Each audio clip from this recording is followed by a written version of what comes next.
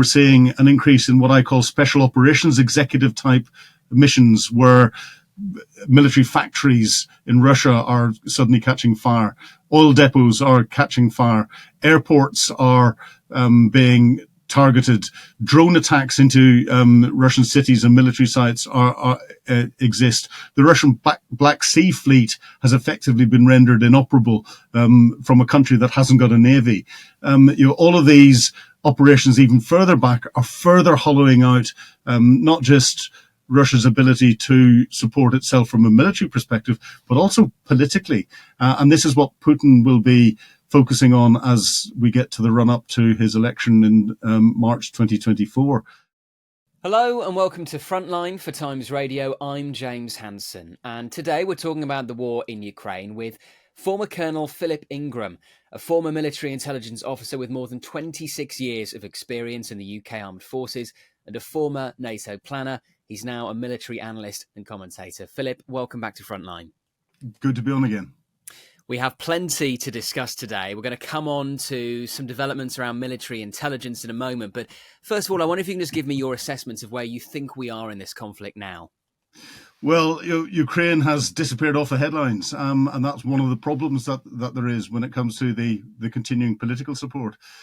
However, what's interesting is it seems as if Russia is trying to regain the initiative and is carrying out a counteroffensive across the whole of the front line. Now, the tactical front line from the northeast of Ukraine down to south of Kherson is over 600 kilometers. It's massive, but the Russians are focusing on one or two particular areas.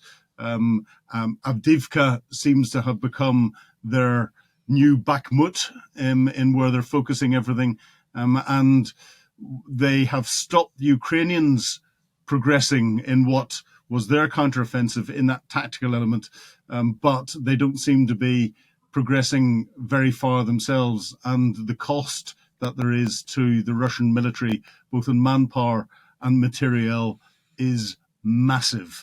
And that's bringing out a number of different issues that the Russians are having. I don't know whether this is a last do or die ditch by the Russians. Certainly it's something that I think they're trying to do because we've got the Russian presidential elections coming up in 2024, in March 24. So it's to try and suggest some form of initiative there. But the timing, the time of year, it's not good for attacking with heavy armor, and that will be slowing the Russians down enormously. So interesting times, a lot of developments across the whole of the front line, and the horrors that the soldiers are suffering is uncalculable. Do you think, given Russia, as you described, Philip, is trying to fight on several fronts, and Ukraine appears to be trying to consolidate its positions at the moment and preserve manpower, presumably for a spring offensive, do you think there's a chance that Russia has overreached? I think Russia overreached whenever it first attacked into Ukraine, 650 plus days ago. I think we're on day 656 as we're recording this. And that's why Russia had to withdraw from its push into Kyiv, why it had to withdraw from the northern parts of or the northeastern parts of Ukraine and focus on the disputed Donbass region and try and consolidate there. I think if it wasn't for the initiative from General Surovikin, who was an Air Force officer, but saw the difficulties that there would be and withdrew Russian forces from Kherson back across the Dnipro River and then started building a series of defensive lines, I think Russia would have been in a much worse position. Russia and to a degree Ukraine got fixed on Bakhmut and defeating Wagner there. Wagner took over a year to capture what is an irrelevant little town in many cases at huge cost to Wagner, and that's why they had to withdraw and hand it over. But it did buy Russia that time to build those defensive lines as Ukraine was effectively fixing Russia's military attention and their political attention into one small area. It allowed Ukraine to go off and send lots of its troops over to Western countries to get trained in Western equipment, to learn new tactics, to then be able to deploy with Challenger tanks and Leopard 1 and Leopard 2 tanks, with Marder infantry fighting vehicles, with the Bradley infantry fighting vehicles, and bring in Western artillery as well. So it was useful time for Ukraine, and then Ukraine started its counteroffensive and was beginning to have some successes. You pushed the Russians back in the Bakhmut area several kilometers, started to punch through the Surovikin defensive lines. But putting them into context, they are probably the most comprehensive defensive lines that we have seen since the Second World War, and I would almost argue since ever. I don't think we've ever seen comprehensive defenses like this. And Ukraine has been attacking into it without an optimal military structure. From a military perspective, you'd want to soften up the defenses with a lot of air power, first of all. Ukraine doesn't have that air power, and it hasn't been able to do that. Again, we had over, I think, 37 days whenever the Allies were attacking into Iraq in the first Gulf War, 37 days of softening up the Iraqis' defensive positions before any of our armoured vehicles drove across the berm and into Iraq. The Ukrainians haven't got that ability, and they haven't had to do that. So they're doing everything on the ground very slowly. And it's no wonder that their progress on the ground has been limited. That doesn't indicate, from my perspective, that their counteroffensive has failed, because they're carrying out an awful lot of other activities elsewhere very successfully. Who knows where we will be in this conflict in 3 months' time, but were Ukraine to hold off the attempts of Russia to advance, in particular on places like Avdiivka, into the spring, where do you think Ukraine will focus its counter-offensive in a few months' time? Well, I think Ukraine will continue to focus its counteroffensive down in the Zaporizhia region, trying to split that land bridge from Crimea up into Russia, because if they can attack through Tokmak in particular and start to cut some of the lines of communication, and the Russians are very reliant on road and rail in particular. And if they can cut the rail lines, then that will impact Russia's ability to support itself in many of these areas, and therefore it'll get weaker and weaker and weaker. And this is why I turned around and say that I think I describe it as naive, if I'm being polite, to those commentators that are out there who turn around and say that the Ukrainian counteroffensive has failed. They haven't progressed as far as they should have done, and it's hit a stalemate. If we were measuring everything just by the amount of ground they'd recaptured, I'd say, yes, that is a logical conclusion. But if you look at what else Ukraine is doing in the rear areas of Russia from its deep operations, I think Ukraine is showing some real initiative. And I think the next 3 or 4 months, we're going to see that increase even more. So what do I mean by this? Ukraine is attacking Russia's command and control sites and killing more Russian generals and general staff. Russia's got a very top-down command and control structure, and therefore you take out those senior commanders, and then that makes what's happening from a tactical perspective on the ground weaker. Ukraine is attacking Russia's logistic bases and their ammunition dumps and their fuel depots and everything else. That means it's harder for Russia to support the front line. And the reports that we're getting back, the frontline troops, they're not getting basic food, water, medical care, or anything else, and that will affect morale even more than it's been affected. They're not able to rotate their troops through easily. That will affect morale. And therefore, troops with poor morale, who are not properly equipped, who are not getting ammunition, food, and everything else, are not good fighters. Russia overmatched Ukraine by an order of magnitude when it came to artillery whenever they first reinvaded in February almost 2 years ago. Now we're down to almost parity in artillery. And given the fact that Ukraine's artillery is Western artillery, 155 millimeter primarily, and then rocket artillery, it overmatches the Russians. And therefore, the the Ukrainians have hollowed out Russia's ability to carry out its indirect fire. Given they're attacking the Russian logistic bases and all the rest of it, if Vladimir Putin's very quick to stand up and say that the Russian defense industrial base is standing up and manufacturing as much ammunition as needed, well, that doesn't hold true when you see 1,000 containers of ammunition and other military material having to be imported from North Korea. And then there are lots of reports coming out of the North Korean supplied ammunition not being up to the same standards as would be required from even Russian manufactured ammunition, and therefore is exploding in the barrels of the guns, the tank guns, the artillery guns, or is so inaccurate because the propellant fills and other fills means that they fire a shell at a target and it isn't going anywhere near the target because it hasn't got the right amount of propellant in the munitions. And if the Russians are having to rely on the supply of ammunition from North Korea and the supply of more sophisticated ammunition and material, in particular the Shahed 136 and 131 drones from Iran, that doesn't bode well or indicate that the Russian defense industrial base is up to this.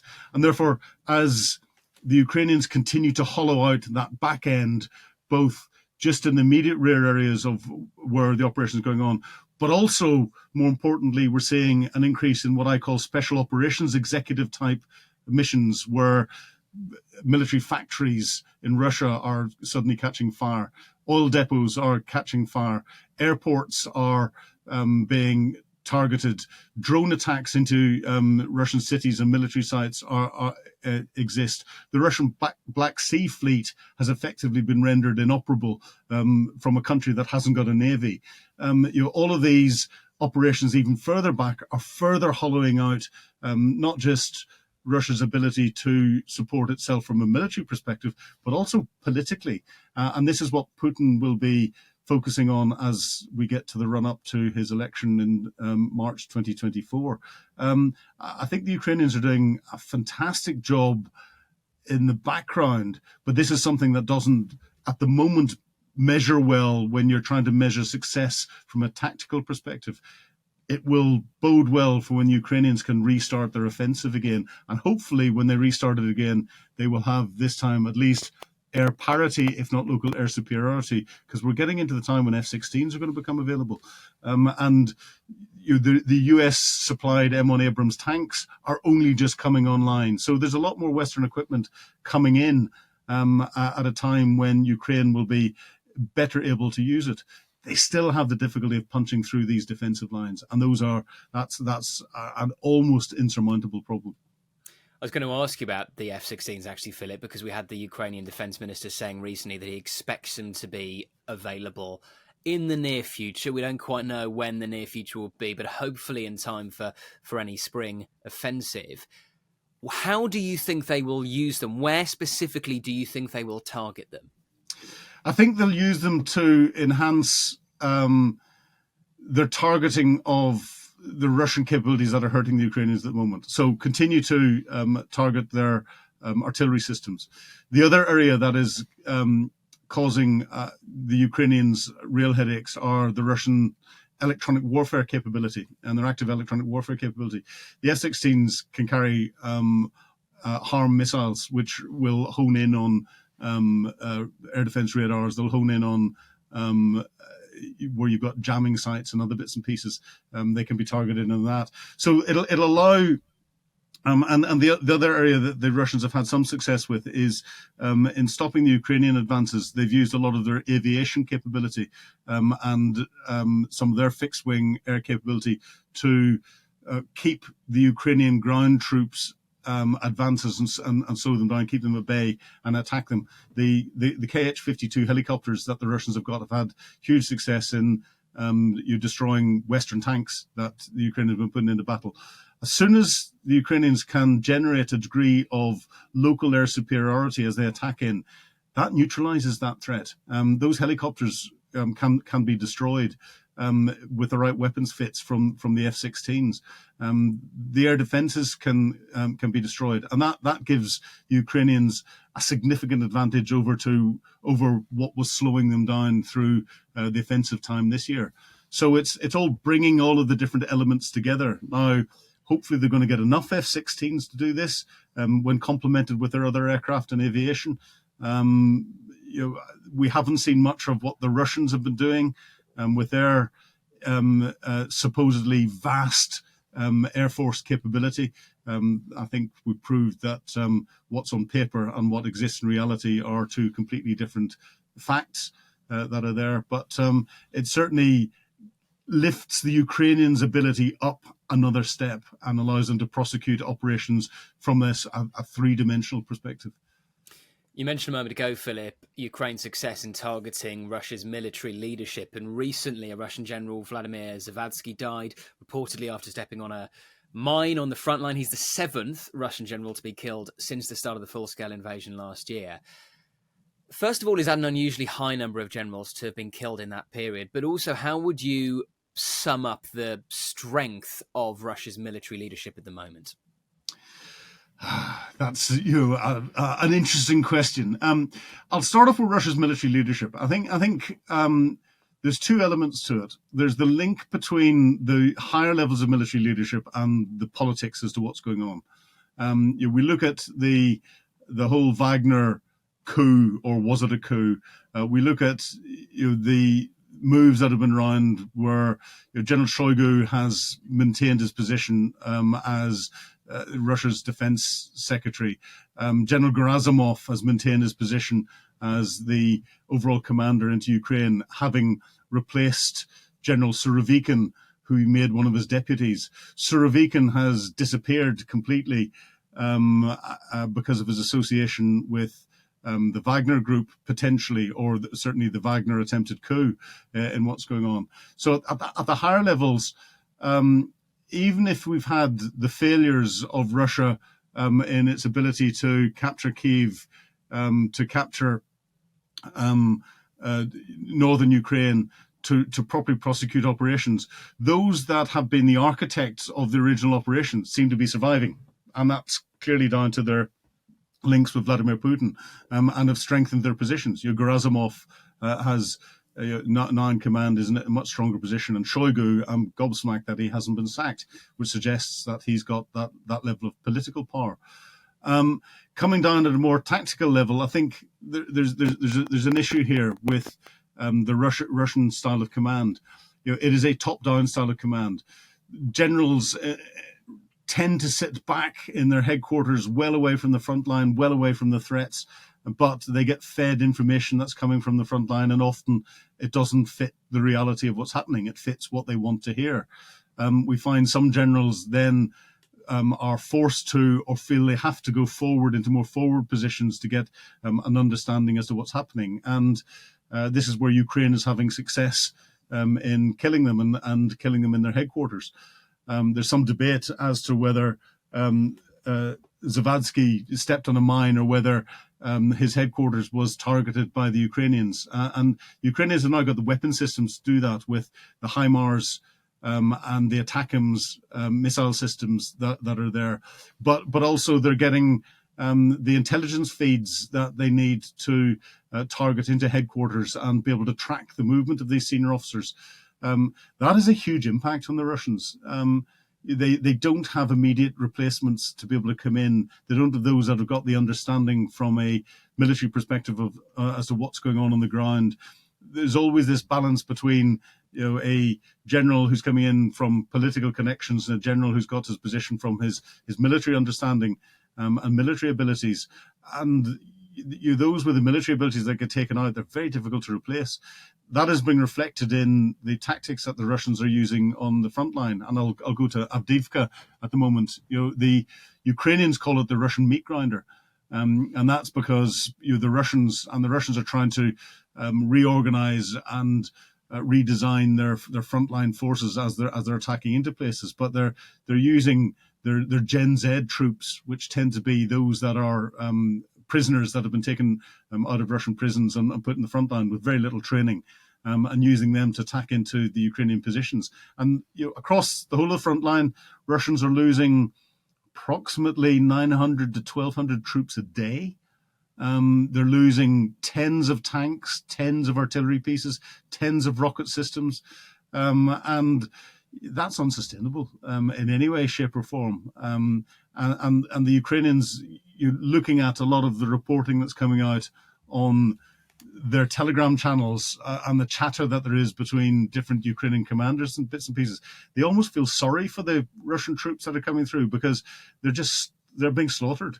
And many of them, I think whenever the conflict's over, Ukrainian farmers are going to be plowing up bits of bodies from all sides, but primarily Russian, for tens, if not hundreds of years to come. In the same way that happens in the battlefields of the First World War in the Somme and Verdun and elsewhere, and it's industrial levels of killing. Russia can't survive that much longer, even if it goes into general mobilization.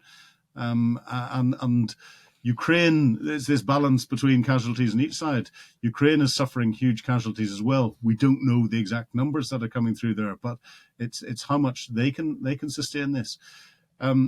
Europe and the rest of the world needs to make sure that there is a proper conclusion to this conflict, because if there isn't, the instability that it will maintain across the world for years to come will cost us dearly in our pockets, economically, but also in our wider security. And countries are going to have to invest huge amounts more in defence.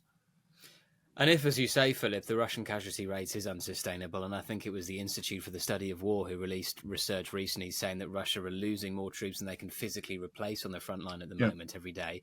When do we reach that tipping point when it is unsustainable? Are we talking months, or can they last for years? Because, of course, Russia has a far bigger population than Ukraine. Putin shows little regard for human life. There's talk of even conscripting migrants onto the front line. May not be high-quality troops, but he'll have the numbers. Well, unfortunately, in modern warfare, where it's industrial slaughter, the numbers don't really matter. It's getting the right troops with the right equipment in the right place with the right tactics and the right training.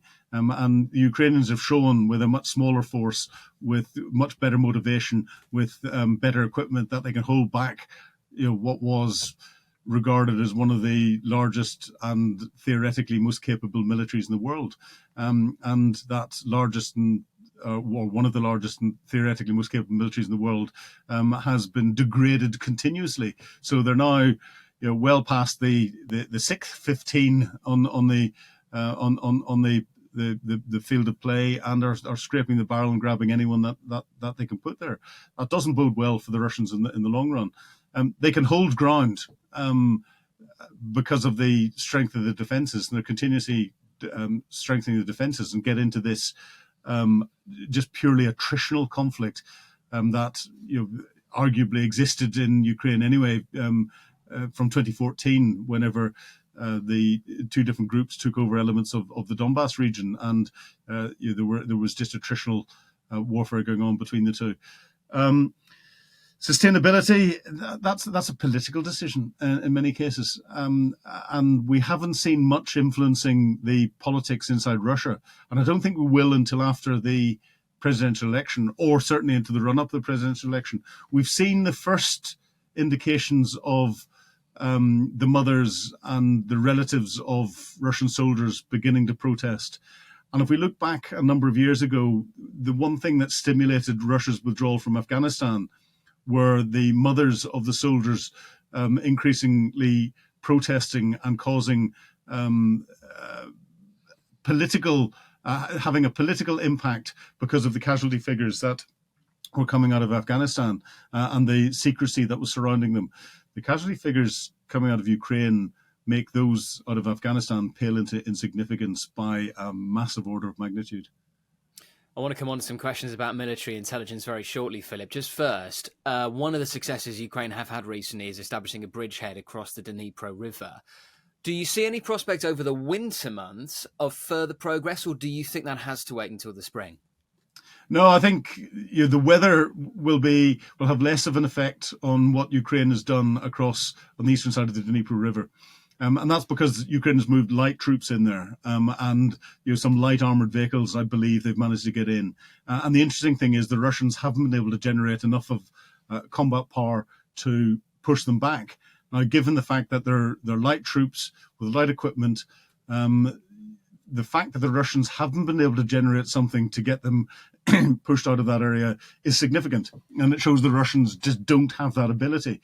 And the Ukrainians have proven and are proving on a daily basis the value of FPV drones in attacking Russian capability. So the Ukrainians have clearly got a good amount of surveillance out so that they can identify Russian forces that are trying to come in and influence this bridgehead that they've got. They're using FPV drones to attack and stop any Russian troops and vehicles coming into the area of influence that they've got, and using the longer range Ukrainian artillery from the western side of the Dnipro to support the operations and maintain what's going on there. The difficulty they've got is keeping that supply route across the river, and in the winter months, the river will swell, the ground around it will become much more boggy. But for light troops, that's less of an issue than if you're trying to move heavy armor across. It's a headache for the Russians. It's a massive headache for the Russians. And if the Ukrainians manage to build on the bridgehead that they've got there and produce a capability, even if it's special forces capability, that can operate down into that area just to the north of Crimea and interdict the lines of communication that are there much more effectively, then that will cause the Russians real difficulty. But again, given the size of the front line, I am absolutely gobsmacked that the Ukrainians have managed to sustain this and the Russians haven't managed to get a strong armored capability to come down and punch and push them back across the river. That to me is another indication of how the hollowing out of the Russia's ability to generate a reserve force is actually having an impact on Russia's ability to continue to prosecute operations across the whole of the front line. It's a significant one I've been watching for a couple of months now, and I think how that progresses through the cold winter months will be clear indication as to the strength of the Russians and what the Ukrainians might do as we come into spring. Let's talk about a few points of military intelligence. You are, of course, Philip, a former military intelligence officer. The UK accused last week Russia's security service, the FSB, of a sustained cyber hacking campaign targeting politicians and others in public life. Now, on one level, this isn't necessarily that surprising, but just explain the significance of it. Well, the Russians are continuously targeting our critical national infrastructure, and within that, our political influencers and political decision makers. This is something that's not new. It's been enhanced because of UK support for Ukraine, but Russia, go back to the previous general elections, go back to the Brexit referendum and elsewhere. Russia wants to try and get in and understand where people's political thinking is and understanding is, and try and work out how they can influence that, whether it be directly influence or indirectly influence.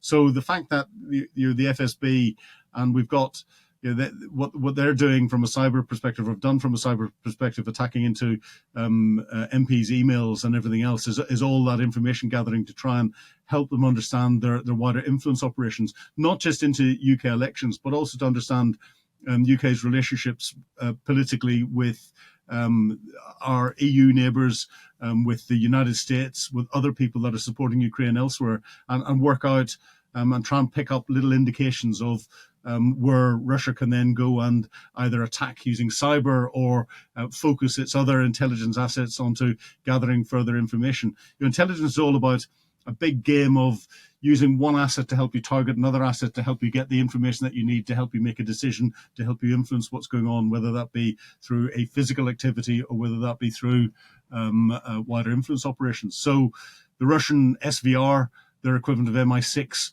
will be building on information that's been gathered by the FSB to target their human intelligence operations and look at what agents they can put into places and complement the intelligence gathering in that. That the information that they get to there will then help the Russian GRU, their first directorate, their military intelligence, but their military intelligence with a twist. They carry out offensive activities covertly. They were the ones that carried out the attack on Sergei Skripal, for example, and his daughter Yulia with Novichok in Salisbury. They're the ones that attacked Alexander Litvinenko with the polonium 210, and they will carry out direct action if necessary to try and influence what's going on around the world, both in the UK but in other countries. And the intelligence game, there's an old phrase, I can't remember the second word, but Sherlock comes in whenever you're talking about surprise at the Russians carrying out this level of espionage. It's something that I would have expected. I think it's brilliant the way the National Cybersecurity Centre and the UK intelligence services have brought this out publicly. And this is something that we're seeing a real change of, is the use of intelligence release as a weapon in conflict. And we've seen that both from the UK and from the US when it comes to exposing some of the things that Russia has been planning across Europe and in Ukraine before Russia has done it. To really just say to them, we know what you're going to do. So if you do it, A, we're prepared, and B, we will embarrass you. And that has, modified Russia's activities on many occasions. This is new and this is significant. It's a really good point you make there, actually, because right at the start of the full-scale invasion, the US and the UK published essentially what the Russians ended up doing militarily. Well, exactly, and they were looking through it. I was watching very closely, and I could see the indicators and warnings change from this is just a big exercise and a big potential threat to all of a sudden there were one or two things that made me turn around and assess that no, this is now serious. The decision has been made to go because the outloading of certain logistic supplies, in particular blood, is not something that you need for an exercise. That brings a reality to it, and it's because of the intelligence understanding that we've got and the intelligence support that the West is giving to Ukraine. We're giving them lots of military equipment, we're giving them lots of ammunition and military material, but we're also giving them huge amounts of intelligence support, and that's why Ukraine knew what Russia was going to do enough time beforehand to prepare their defenses and blunt the Russian attack into Kyiv and slow the whole thing down. And the UK will continue to supply Ukraine with enough information to help it target Russia's logistic bases, its air force bases, its Black Sea fleet, its command and control centers and all the rest of it, so that the Western weapon systems that have been supplied have got that degree of targeting information that's there. It's a huge area to provide detailed intelligence on. But we see aircraft, and this is what we can track from an open source perspective, we see intelligence gathering aircraft flying on a daily basis in areas where they can gather lots of information. And of course, we don't know what's going on through agents and human intelligence. We don't know what Ukraine's ability is and what they're doing. They're having huge successes with the GUR commander who is leading Ukraine's intelligence operations. And we don't know what is being seen from space as well and potentially supplied to the Ukrainians. So the intelligence game is, as ever, complex, very busy, and is helping as much as the supply of military material is. And talking of Russia's cyber hacking campaign, do you almost sense the hand of Putin here? Do you think, given his history in the KGB, he will have more oversight of some of the military intelligence operations than he does on the military side? That's a very interesting question and a difficult one to answer. I think Putin is being kept in a position where what he is being briefed and what he's been involved in is being very carefully controlled. He's almost been kept in this little bubble. Now, he will want to hear more about the intelligence operations and what's going on, and he will see these sorts of things as successes. So is this the sort of thing that he will have a greater handle in? Almost certainly, yes. A lot of his decision-making, a lot of what's going on, a lot of the influence operations, a lot of the wider geopolitical planning, you can see an intelligence hand in all of it. personally think, and I'm going to go out on a bit of a limb here, we see what's happened between Israel and Hamas in Gaza, the Iranian influence that's there. It's no accident that the Hamas leaders were in Moscow, that the Iranian leaders have been in Moscow, that Vladimir Putin has visited Iran. That's in there. There is definitely a link up in the thinking in what's going on in there, and it's definitely helping Vladimir Putin. The fact that Ukraine is not on the front page of every newspaper across the West anymore, and therefore not at the forefront of political thinking when it comes to the supply of military material and money and support for Ukraine. And then we see, Venezuela and British Guyana, the issues that are happening there. And Venezuela are very closely linked to Vladimir Putin, and that's in America's backyard. We're running up to US presidential elections. It's no accident that you're seeing these little areas of instability popping up in different parts of the world that have got that Russian link to them. Look at what's happening inside Kosovo, where the British military have had to deploy troops recently because of the what was coming in from Serbia, and Serbia's links into Moscow and Putin. You look at what, from an EU perspective, Viktor Orban is doing in Hungary's support for EU activity in supporting Ukraine. Viktor Orban is a big Putin fan. None of this is an accident. And that's where Putin will be getting more personally involved in pulling the levers in all of this. But I think what he's seeing is carefully controlled. Just on Viktor Orban, we saw President Zelensky have what looked like slightly tense words with him the other day at the inauguration of the new Argentinian president. And it was interesting that Zelensky was there at the inauguration of the Argentinian president. In fact, the body language looked very positive. They shared an embrace. What did you make of that? I thought it was fascinating that he went. We, from a political perspective and a country perspective, we take our eyes off South America far too much.